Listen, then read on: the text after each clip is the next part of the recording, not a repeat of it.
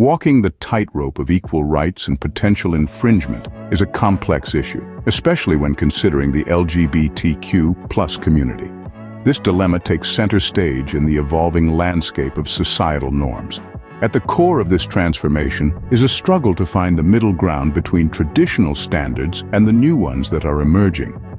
This balancing act is best encapsulated by the debate over transgender rights in sports, which adds complexity to the conversation. Prominent voices have shared their perspective on this issue, stressing the importance of individual rights and cautioning against the potential dangers of forcing everyone into a homogeneous group. They question if the pursuit of equal rights for one group may inadvertently infringe upon the rights of others. While it is essential to protect the rights of the LGBTQ+ community, it is argued that it should not come at the expense of other people's rights. There should be a critical examination of the potential implications before any drastic changes are made in societal norms. As a society, we must grapple with these multifaceted issues. These conversations are ongoing, and it continues to evolve and progress. Welcome to Insight Independent, the hub of knowledge and understanding. We champion curiosity and exploration. Mission: inspire innovation and empower dreams. Challenge norms, push boundaries. At Insight Independent, the thirst for knowledge and understanding is limitless. Exploring deeper into the global trend that is making considerable waves at the moment: children's drag shows. These shows are conducted in safe and inclusive environments with the intent to introduce young children to the world of drag, an artistic expression closely associated with the community. The main objective? To harbor an atmosphere of acceptance and understanding early in the lives of children, thereby fostering a potential eradication of prejudice and discrimination. However, children's drag shows are not without controversy, sparking heated discussions among various sectors of society, including parents, educators, and psychologists. Notably, outspoken critics like Ben Shapiro have voiced their concerns about children's drag shows. Political commentator and Harvard-educated lawyer Ben Shapiro questions the suitability of the content, expressing concerns about the confusion children may face when exposed to the ever-changing nature of gender roles and expressions showcased in these performances. From an educational perspective, opinions are split. Some educators see the potential benefits these shows can have in promoting acceptance and diversity in schools, arguing that introducing children to a broad range of self-expression can nurture empathy and understanding. However, other educators believe these themes may be too complex to be introduced in an educational context without a proper understanding of a child's cognitive capabilities, highlighting that children's capacity to comprehend and absorb such concepts varies widely. Despite these reservations, advocates for these shows believe that this content, presented in a sensitive and age-appropriate way, can help children understand and respect diversity from a young age. The performances are often featuring LGBTQ+ drag artists showcasing their creativity and individuality through flamboyant burlesque-style costumes, theatrical makeup, in performances ranging from song and dance to magic and comedy.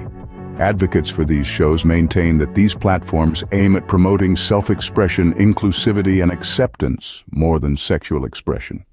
What do you think? As we've traversed the winding roads of history, our understanding and acceptance of societal norms have grown. Reflecting on our present-day society, we value everyone's fundamental rights, which includes the freedom to freely express one's identity. Among these shifts, one stands out prominently: the legalization of practices once deemed taboo, including the right to alter one's gender. However, it's crucial to highlight that this change was neither immediate nor free from disputes. It ignited heated debates, stirring the pot of medical, ethical, and societal implications. Speaking from a medical perspective, many questioned the physical and psychological effects of surgeries and treatments aimed at changing gender. How would a person's body and mind cope with such drastic changes, and what could be the long-term health consequences? On the ethical front, controversial figures like Dr. Jordan B. Peterson have argued that modifying one's biological gender goes against nature's design, throwing up a multitude of moral dilemmas. Conversely, Others see it as an individual's intrinsic right to feel comfortable in their own skin, arguing that suppressing this freedom is the real ethical transgression. When it comes to societal implications, the road to agreement has been riddled with bias, incorrect assumptions, and resistance on both sides. Addressing such a topic in public means challenging ingrained notions of gender and identity, a task that proves to be monumental. But why must it be? As changes transpire, they invariably spark controversy and societal unease. A case in point is the ongoing argument over the participation of transgender women in women's sports. The crux of this debate revolves around the concern of potentially upsetting the equilibrium in women's sports. The discourse primarily hinges on the physiological disparities between those born as males and those born as females. Detractors argue that these differences could skew the competitive balance. They maintain that transgender women, who were initially assigned male at birth, might possess innate physical advantages that could potentially grant them a competitive edge. Advantage such as increased bone density, increased height and wingspan, and muscular differences that cannot be eliminated through hormone therapy. This contention is backed by numerous scientific studies that highlight the physical dissimilarities between the sexes. Example, the Sports Science Institute of Duke Law School has found that males typically possess larger skeletal structures, greater muscle mass, and enhanced aerobic capacity, which may lead to superior performance in certain sports. However, a 2020 research published in the British Journal of Sports Medicine suggests that hormone therapy can significantly mitigate any physical advantages within a year of treatment. This study, however, does not go into depth about the advantages of the increased size and bone density present before medical intervention. As you can see, these contradictory papers are part of the fuel that feeds the fire of this debate. Critics are apprehensive that this could destabilize the balanced competition due to the innate biological discrepancies between male and female bodies.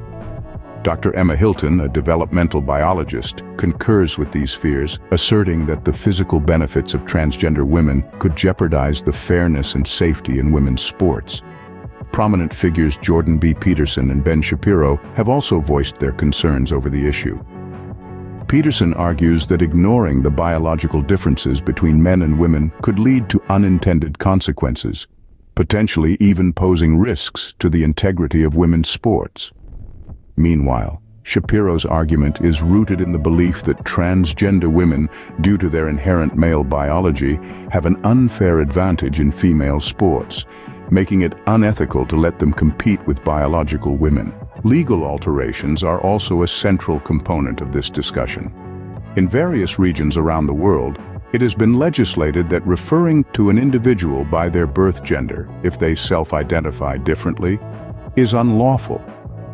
This has ignited heated debate about the potential infringement on freedom of speech and the possibility of legal overreach, prominent overreach. Dr. Jordan B. Peterson has voiced dissent against these legal changes. Peterson argues that such laws infringe upon the basic human right to freedom of speech. He contends that it is a dangerous precedent to allow the government to regulate language.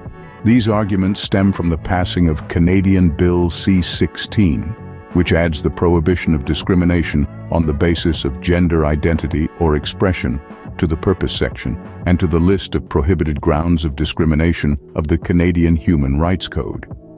In other words, it creates legal precedents for the criminal prosecution of an individual who refuses to refer to a person with their chosen pronouns. Despite these arguments, this discourse underlines the issue perfectly. To what extent do we as a society infringe on our own rights and freedoms to protect the rights and freedoms of someone else? And to what extent do we protect freedom of speech? Can that freedom be abused? As we wrap up this episode of Insight Independent, we'd like you to consider these pivotal questions. How can society ensure equal rights for all without infringing upon the rights of others? To foster a culture of respect and understanding, we must constantly engage with these complex issues. The intricacy of these issues demands our thoughtful analysis and careful respect. If you enjoyed our video today, please leave us a like and subscribe for future content regarding the pivotal issues of our time. Until our paths cross again, keep questioning and learning. This has been Insight Independent. Peace.